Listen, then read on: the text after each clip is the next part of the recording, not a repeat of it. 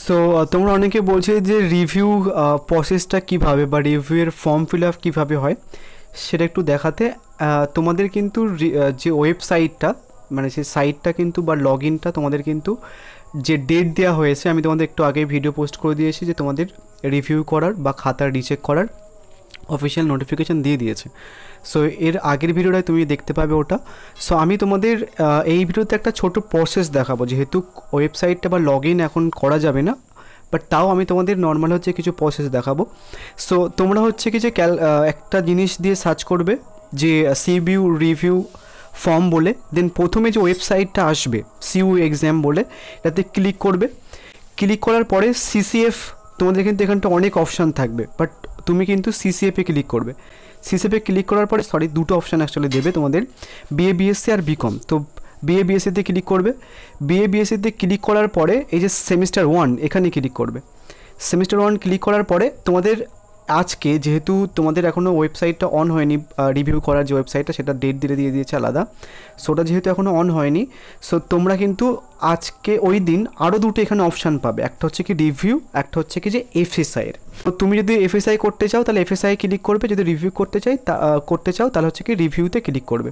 So আমি তোমাদের বাকি এগুলো কেমনভাবে তোমাদের প্রপার আসতে পারে জাস্ট আমি নিজে একটা করে বানিয়েছি, আদারওয়াইজ তোমাদের ওই দিন ভালো করে দেখে দেবো। জাস্ট দেখে নাও যে কী অ্যাকচুয়ালি থাকবে, তার এর পরের অপশানগুলো কী কী থাকে।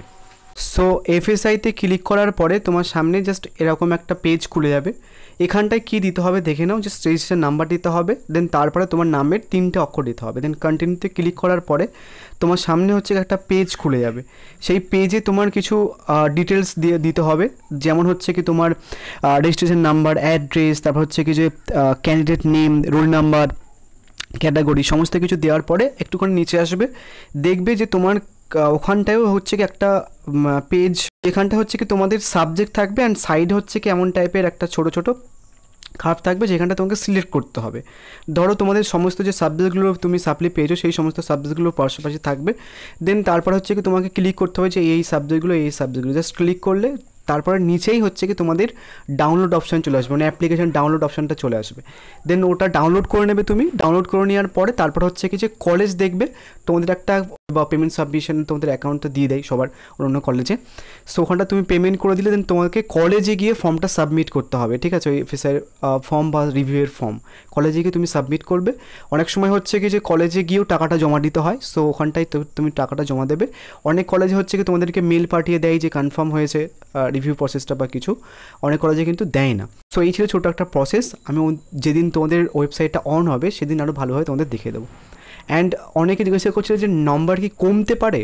নাম্বার কিন্তু কমতে পারে। এখন ধরো হচ্ছে কি তুমি যেটা লিখেছো সেটা তো আবার রিচেক হবে, যে এক্সামিনার খাতা দেখেছে সেই এক্সামিনার কাছে কিন্তু খাতা আবার যাবে না, অন্য একটা এক্সামিনার কাছে খাতা যাবে। সো খাতা যাওয়ার পরে ওই এক্সামিনার যদি মনে হয় যে এখানটায় 5 নাম্বার দেওয়া হয়েছে কোনো একটা অ্যান্সার্সের জন্য, এটা দেওয়ার ঠিক হয়নি, যদি মনে করে যে কাটবে তাহলে কেটে দিতে পারে, বা হচ্ছে কারো 2 নাম্বার কমে যেতে পারে। রিভিউ করলে কিন্তু তোমার কিন্তু নাম্বারও কমতে পারে, এটা কিন্তু মাথায় রাখবে।